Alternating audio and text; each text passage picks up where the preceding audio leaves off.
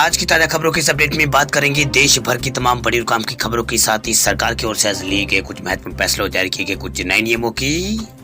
इसके अलावा इंश्योरेंस करवाने वाले लोगों के लिए एक जरूरी महत्वपूर्ण खबर निकल कर सामने बताएंगे आपको आगे अपडेट में। इसके अलावा सरकार जल्द लेकर आएगी ई कॉमर्स के लिए नई पॉलिसी। अमेजोन और फ्लिपकार्ट से लेकर ओला जैसी कंपनियों के लिए लागू होंगे नए नियम। क्या है ये पूरी बड़ी खबर बताएंगे आपको आगे अपडेट में। इसके अलावा बैंक खाताधारकों के लिए जरूरी खबर, अब 10,000 रुपए से ज्यादा जमा कराने या फिर निकालने पर लगेगा जुर्माना। से बड़े बैंक ने लिया है बड़ा फैसला। क्या है ये पूरी बड़ी खबर बताएंगे आपको आगे अपडेट में। इसके अलावा राशन कार्ड उपभोक्ताओं को 10 रुपए तक अब सस्ता मिलेगा रिफाइंड तेल। 19 लाख परिवारों को मिलेगा फायदा। क्या है ये पूरी बड़ी खबर बताएंगे आपको आगे अपडेट में। इसके अलावा प्रधानमंत्री किसान सम्मान निधि योजना से जुड़े किसानों के लिए जरूरी खबर, 2 करोड़ से ज्यादा किसानों को नहीं मिलेगी 10वीं किस्त। क्या है ये पूरी बड़ी खबर बताएंगे आपको आगे अपडेट में। इसके अलावा अब चुनावी धांधली को रोकेगा C vigil app. Photo video की मदद से गड़बड़ियों को रोक पाएंगे वोटर्स। चुनाव आयोग 100 मिनट में लेगा एक्शन। क्या है ये पूरी बड़ी खबर बताएंगे आपको आगे अपडेट में। वही इस राज्य में कचरा फेंकने पर 100 रुपए और खुले में मांस बिक्री पर लगेगा 800 रुपए जुर्माना। इस खबर को भी जानेंगे पूरे विस्तार से। इसके अलावा भारत बायोटेक की दवा को लेकर भी एक बड़ा अपडेट निकल कर आया सामने, बताएंगे आपको आगे अपडेट में। इसके अलावा यहाँ पर अंतर्राष्ट्रीय उड़ानों पर रोक को लेकर भी बड़ी खबर है, बताएंगे आपको आगे अपडेट में। इसके अलावा कुछ एजुकेशन और जॉब रिलेटेड महत्वपूर्ण अपडेट्स है, बताएंगे आपको आगे अपडेट में। वही कुछ टेक्नोलॉजी से जुड़ी बड़ी खबरें, साथ ही यहाँ पर कोरोना कर्फ्यू और लॉकडाउन से जुड़ी कुछ बड़ी और महत्वपूर्ण खबरें हैं, बताएंगे एक एक करके इस अपडेट में। साथ ही आज की तमाम बड़ी और काम की पूरी 30 खबरों की बात करेंगे आगे इस अपडेट में। बात करते हैं आज की पहली खबर की, तो बैंक खाताधारकों के लिए राहत की खबर। आरबीआई ने केवाईसी अपडेट की समय सीमा को 3 महीनों के लिए बढ़ाया है। आगे बैंक खाता नहीं होगा सीज। भारतीय रिजर्व बैंक यानी आरबीआई ने केवाईसी अपडेट की समय सीमा को आगे बढ़ा दिया है। केंद्रीय बैंक ने केवाईसी अपडेट की समय सीमा को 3 महीनों के लिए आगे बढ़ाकर 31 मार्च 2022 यहाँ पर कर दिया। इसके लिए पहले जो समय सीमा थी वो 31 दिसंबर थी। आरबीआई ने कोविड-19 के नए संक्रमण ओमिक्रॉन के बढ़ते मामलों के बीच अनिश्चितताओं के कारण यहाँ पर ये फैसला दिया है। वही केवाईसी के तहत ग्राहकों को अपने पहचान और एड्रेस का यहाँ पर प्रमाण देना होता है। वही साल मई में आरबीआई ने कोरोना महामारी की दूसरी लहर को देखते हुए बैंकों से कहा था कि वे ऐसे किसी भी खाते को 31 दिसंबर 2021 तक यहाँ पर सीज नहीं करेगा जिनका केवाईसी अपडेट नहीं हुआ हो या फिर पेंडिंग है।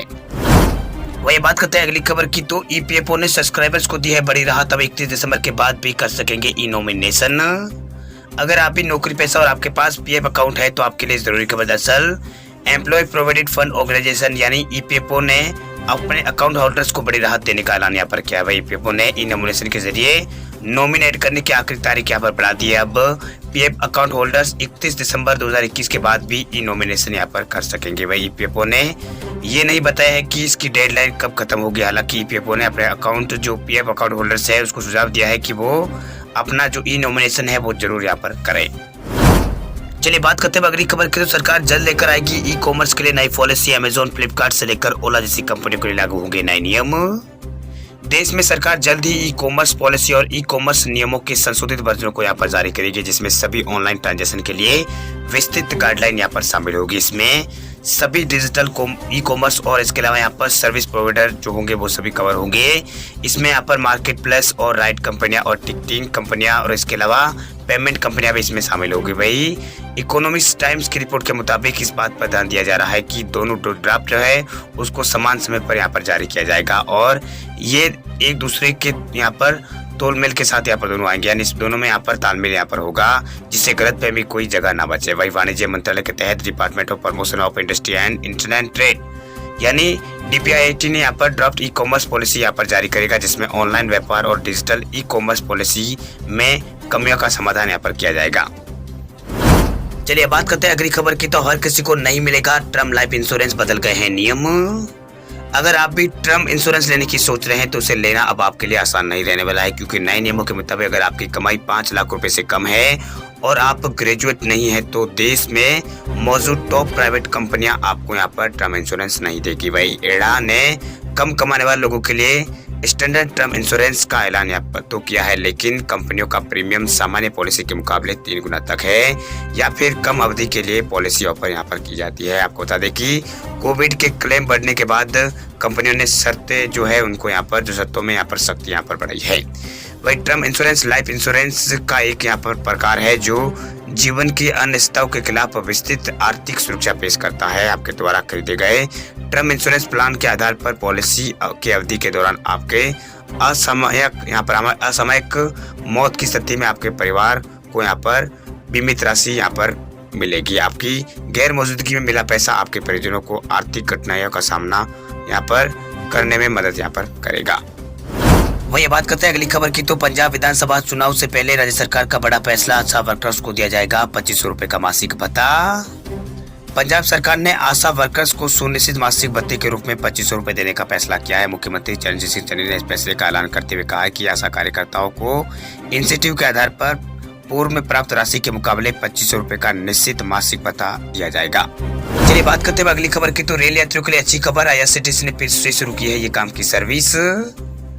रेल यात्रियों के लिए सभी सेवा को बहाल करने के लिए आईआरसीटीसी ने एक महत्वपूर्ण फैसला लिया है, जिसके तहत अब ट्रेनों में पैसेंजर्स को स्वच्छ और स्वादिष्ट भोजन एक बार फिर से यहाँ पर परोसा जाएगा। इस संबंध में सभी संबंधित विभागों और स्टॉक होल्डर्स को एक संदेश भेजा जा चुका है। वही आईआरसीटीसी ने बताया कि मोबाइल कैटरिंग अपने ग्राहकों को स्वस्थ, स्वच्छ और स्वादिष्ट भोजन के साथ फिर से यहाँ पर जो भोजन है उसे परोसने की तैयारी यहाँ पर कर रहा है, यानी इसकी तैयारी पूरी है। हालांकि महामारी को ध्यान में रखते हुए स्टाफ सदस्यों द्वारा अतिरिक्त सुरक्षा उपाय और गाइडलाइंस का पालन भी यहाँ पर किया जा रहा है।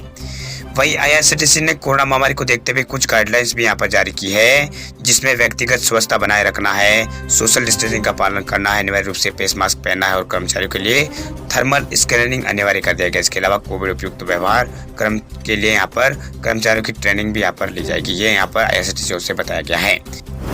वही बात करते हैं अगली खबर की, तो पीएम किसान सम्मान निधि योजना से जुड़े किसानों के लिए जरूरी खबर, 2 करोड़ से ज्यादा किसानों को नहीं मिलेगी 10वीं किस्त। प्रधानमंत्री किसान सम्मान निधि योजना का 10वीं किस्त का इंतजार कर रहे किसानों का इंतजार अब खत्म होने वाला है, क्योंकि कल से किसानों के खाते में 2,000 रुपए की किस्त यहाँ पर डाल दी जाएगी, यानी किसानों के खाते में कल से 2,000 रुपए आना शुरू हो जाएंगे। वही पीएम किसान योजना के तहत सरकार प्रतिवर्ष 6,000 रुपए किसानों को यहाँ पर देती है। 2,000 रुपए की 3 किस्तों में यहाँ पर ये पैसे सरकार देती है। वही नए साल के पहले दिन पीएम मोदी यहाँ पर किसान सम्मान निधि योजना के तहत 10 करोड़ से अधिक किसानों को यहाँ पर टोटल यहाँ पर 20,000 करोड़ रुपए की राशि यहाँ पर जारी करेंगे, यानी 20,000 करोड़ रुपए की राशि यहाँ पर जारी करेंगे। वही पीएम किसान पोर्टल पर दिए गए ताजा आंकड़ों के मुताबिक प्रधानमंत्री किसान सम्मान निधि योजना के तहत 12.5 करोड़ से भी अधिक किसान रजिस्टर्ड है। वही 1 जनवरी से यहाँ पर जो 1 जनवरी है उसको 10 करोड़ किसानों को यहाँ पर 10 करोड़ किसानों खातों में 10वीं किस्त का पैसा यहाँ पर जमा होगा। वही 2 करोड़ लाभार्थी ऐसे किसान हैं जिनको यहाँ पर इस योजना से वंचित रहना पड़ सकता है। वही अगर पिछली यहाँ पर किस्त के बारे में बात करें तो यहाँ पर 12.5 करोड़ से भी अधिक किसानों में से केवल 10 करोड़ 41 लाख से अधिक किसानों को यहाँ पर खातों में ये पैसे यहाँ पर पहुंचे थे। वही 74 लाख से अधिक किसानों के पेमेंट जो है वो फेल हो गए। वही 40 लाख से अधिक किसानों की जो किस्त है वो लटक गई थी। चलिए बात करते हैं अगली खबर की, तो चुनावी धांधली को रोकेगा C vigil app, photo video की मदद से गड़बड़ियों को रोक पाएंगे वोटर्स, चुनाव आयोग 100 मिनट में लेगा एक्शन। चुनाव आयोग ने सी विजिल ऐप को चुनाव में होने वाली गड़बड़ियों को रोकने के लिए तैयार किया। इस ऐप की मदद से वोटर्स चुनावी आचार संहिता के उल्लंघन की जानकारी यहां पर दे सकते हैं। इस ऐप को सभी एंड्रॉइड और आईओएस यूजर्स के लिए तैयार किया गया है। इस ऐप पर शिकायत करने के लिए यूजर्स को स्मार्टफोन के कैमरे और यहां पर जीपीएस की जरूरत होती है। वही चुनाव आयोग पिछले 3 सालों से ऐप का इस्तेमाल सभी तरह के चुनाव में यहाँ पर कर रहा है। वही ये यहाँ पर चुनाव को पारदर्शी बनाएगा। यहाँ पर उसमें कुछ यहाँ पर फीचर्स दिए गए हैं, जिसमें यहाँ पर चुनाव की तारीख से लेकर वोटिंग तक का इसमें काम करेगा। वही मौके पर भी यहाँ पर फोटो या पर वीडियो रिकॉर्ड करने का यहाँ पर ऑप्शन इसमें मिलेगा। वही नेता द्वारा लालच देने और भ्रष्टाचार की शिकायत भी आप इस पर कर पाएंगे। वही गैलरी में सेव फोटो या फिर वीडियो इसमें आप नहीं भेज पाएंगे। ये जानकारी इसके ऐप के अंदर यहाँ पर दी गई है। इसके अलावा जिस राज्य में चुनाव को लेकर आचार संहिता लागू हो जाती है वहाँ के लोग इस ऐप का इस्तेमाल कर सकते हैं। इसके अलावा आचार संहिता के दौरान नेताओं द्वारा किसी भी तरह की यहाँ पर गैर कानूनी दस्तावेज बांटने और भ्रष्टाचार और विवादित बयानों की शिकायत भी इस ऐप के जरिए आप कर सकते हैं। वही इसमें यहाँ पर 100 मिनट के अंदर आपकी जो भी समस्या है उसका समाधान यहाँ पर किया जाएगा। वही मई 2019 में कर्नाटक विधानसभा के दौरान इस ऐप का पहली बार इस्तेमाल किया गया, जिसके बाद से लगातार इस ऐप का इस्तेमाल चुनाव में किया जा रहा है। चलिए चुनाव पर बात हो रही तो एक और बड़ी खबर देखिए, यूपी में चुनाव तय समय पर होंगे। इलेक्शन कमीशन 9 से 15 जनवरी के बीच कभी भी कर सकता है तारीखों का ऐलान। उत्तर प्रदेश विधानसभा चुनाव की अधिसूचना जनवरी के दूसरे हफ्ते में जारी हो सकती है। वही 403 विधानसभा सीटों पर 7 चरणों में चुनाव कराने की इस बार भी यहाँ पर प्लानिंग है। माना जा रहा है कि 9 से 15 जनवरी के बीच कभी भी उत्तर प्रदेश के अंदर आचार संहिता लग सकती है। चलिए बात करते हुए अगली खबर की, तो मुंबई में लागू हुए धारा 144 ओमिक्रॉन के खतरे को देखते हुए 4 जनवरी तक लगाई गई है पाबंदियां। देश में कोरोना के नए वेरिएंट ओमिक्रॉन के मामले जो है वो थमने का नाम नहीं ले रहे। धीरे धीरे देश के कई राज्यों में सख्त पाबंदियां लगा दी गई है। ऐसे में महाराष्ट्र में भी ओमिक्रॉन के संक्रमण के मामले तेजी से फैल रहे हैं। इसके चलते पुलिस ने फैसला करते हुए महाराष्ट्र में धारा 144 लागू कर दी है मुंबई के अंदर। वही 30 दिसंबर से लेकर 7 जनवरी तक ये धारा यहाँ पर लगाई गई है। इस दौरान न्यू ईयर सेलिब्रेशन, किसी भी रेस्टोरेंट या फिर ओपन जगह पार्टी को लेकर कई तरह की यहाँ पर पाबंदियां रहेगी। अगर कोई भी व्यक्ति इन नियमों का पालन नहीं करता है तो उसके ऊपर कार्रवाई यहाँ पर मुंबई के अंदर की जाएगी। वही मुंबई पुलिस की तरफ से शहर में नए साल पर किसी भी जगह खुली जगह और इसके अलावा रेस्टोरेंट और होटल और क्लब के अलावा इन जगहों में जश्न मनाने पूरी तरह से पाबंदी यहाँ पर लगा दी गई है। वही देश में ओमिक्रॉन के संकट के बीच अच्छी खबर देखिए, भारत बायोटेक का दावा 2 से 18 साल के बच्चों के लिए सेफ है कोवैक्सीन। देश में कोरोना वायरस के ओमिक्रॉन वेरिएंट के बढ़ते खतरे को देखते हुए वैक्सीनेशन अभियान को तेज करने पर जोर दिया जा रहा है। इस बीच भारत बायोटेक का कहना है कि उसकी जो वैक्सीन है कोवैक्सीन, वो दूसरे और तीसरे चरण की स्टडी में 2 से 18 वर्ष तक के आयु के लोगों के लिए यहाँ पर सुरक्षित है, वही सहनशील है और इसके अलावा यहाँ पर इम्यूनिटीजनक यहाँ पर साबित हुआ है। वही ओमिक्रॉन के बढ़ते खतरों के बीच केंद्र सरकार वैक्सीनेशन अभियान को तेज करने के निर्देश दे चुकी है। पिछले दिनों सरकार ने बच्चों पर टीकाकरण यहाँ पर शुरू करने को लेकर यहाँ पर सरकार ने मंजूरी दी है। वही अब ये पता चला है कि यहाँ पर भारत बायोटेक की स्टडी में यहाँ पर ये पता चला है कि जो कोवैक्सीन है वो 2 से 18 साल के बच्चों के लिए सेफ है। वही बात करते हैं अगली खबर की, तो पश्चिम बंगाल की ममता सरकार ने उठाया है सख्त कदम। 3 जनवरी से ब्रिटेन से कोलकाता आने वाले सभी विमानों पर लगाई है रोक। पश्चिम बंगाल सरकार ने कोरोना संक्रमण के बढ़ते मामलों के मद्देनजर कड़े कदम उठाने का ऐलान किया। दरअसल राज्य के गृह सचिव पीपी गोपालिका द्वारा जारी बयान में बताया गया है कि 3 जनवरी से बंगाल में यहाँ पर ब्रिटेन से आने वाले सभी विमानों पर रोक लगा दी गई है। वहीं पश्चिम बंगाल में कोरोना के नए वेरिएंट ओमिक्रॉन संक्रमण के मामले यहाँ पर लगातार वृद्धि हो रही है। इसी को लेकर केंद्र सरकार ने भी चिंता जाहिर की है। वही दूसरी ओर केंद्रीय स्वास्थ्य सचिव राजेश भूषण ने राज्य के स्वास्थ्य सचिव नारायण स्वरूप निगम को पत्र लिखकर चिंता जाहिर करते हुए संक्रमण की रोकथाम के लिए ठोस कदम उठाने की हिदायत यहाँ पर दी है। आपको बता दें कि सीएम ममता बनर्जी ने कहा है कि ओमिक्रॉन के अधिकतर केस उन लोगों के सामने आ रहे हैं जो यूके की फ्लाइट के माध्यम से यहाँ यानी बंगाल में पहुंच रहे हैं। चलिए बात करते हैं अगली खबर की, तो राशन कार्ड उपभोक्ताओं को 10 रुपए तक सस्ता मिल रहा है। रिफाइंड तेल 19 लाख परिवारों को मिलेगा लाभ। हिमाचल प्रदेश के राशन कार्ड उपभोक्ताओं को राशन डिपो में रिफाइंड तेल 10 रुपए तक सस्ता मिलेगा। बयाज शुल्क में 5% तक कमी आने के कारण सूबे में यहाँ पर 19 लाख जो वो राशन कार्ड उपभोक्ता है उनको लाभ होगा। वही खाद्य आपूर्ति निगम जनवरी के पहले हफ्ते में तेल टेंडर आमंत्रित यहाँ पर करने जा रहा है। वर्तमान उपभोक्ताओं को डिपो में 137 रुपए प्रति लीटर तेल मिल रहा है। अब यह रेट 125 रुपए के करीब आने की संभावना है। चलिए बात करते हुए अगली खबर की, तो 10 रुपए से ज्यादा जमा कराने यहाँ पर निकालने पर लगेगा जुर्माना। इस बड़े बैंक ने लिया है फैसला। यदि आप भी इंडिया पोस्ट पेमेंट बैंक के ग्राहक हैं तो आपके लिए एक जो खबर है वो परेशान आपको कर सकती है। दरअसल नए साल यानी 1 जनवरी 2022 से बैंक से पैसा जमा कराने या फिर निकालना अब महंगा हो जाएगा, क्योंकि बैंक ने नए नियम के अनुसार एक लिमिट से अधिक कैश निकालने या फिर डिपॉजिट करने पर खरीदारों को अतिरिक्त चार्ज देने का यहाँ पर ऐलान किया, यानी चार्ज यहाँ पर अधिक उनको देना होगा। आपको बता दें कि यह नियम 1 जनवरी 2022 से लागू हो जाएगा। वही इंडिया पोस्ट पेमेंट की तरफ से दी गई जानकारी के अनुसार बेसिक सेविंग अकाउंट से ग्राहक हर महीने 4 बार बिना किसी चार्ज के यहाँ पर कैश जमा यहाँ पे निकाल सकते हैं, लेकिन इसके बाद हर निकासी यहाँ पे जमा कराने पर आपको यहाँ पर ग्राहकों को यहाँ पर 25 रुपए अधिक यहाँ पर देने होंगे। वो ये बात करते हैं अगली खबर की, तो राजस्थान में 46.5 लाख से ज्यादा बच्चों को लगेगा कोरोना का टीका। बूस्टर डोज के लिए बुजुर्गों को नहीं दिखाना होगा कोई भी सर्टिफिकेट।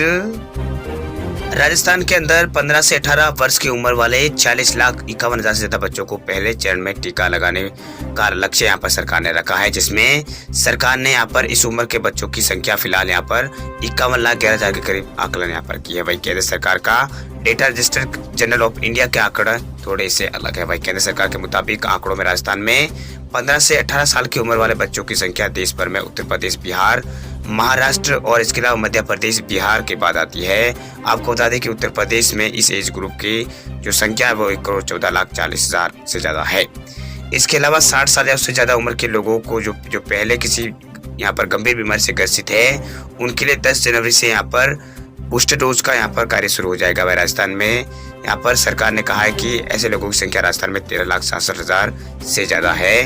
वही राजस्थान में 13,67,700 से ज्यादा यहाँ पर तय की गई। हालांकि इस उम्र के लोगों की वास्तविक संख्या काफी यहाँ पर अलग है। वही बात करते हैं अगली खबर की, तो साउथ अफ्रीका में विराट सेना ने रचा है इतिहास। सेंचुरियन में टेस्ट जीतने वाली पहली एशियन टीम बनी है इंडिया।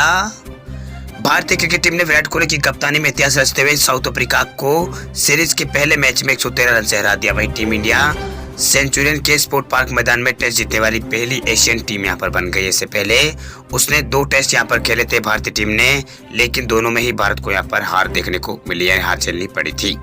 वही भारत ने ओपनर केएल राहुल के शतक के बदौलत अपनी पहली पारी में 327 रन बनाने के बाद मेजबान टीम की पहली पारी 177 रन पर समेट दी। इसके बाद अपनी दूसरी पारी में भारत ने 174 रन बनाए, जिसे दक्षिण अफ्रीका को जीत के लिए 305 रन का लक्ष्य मिला।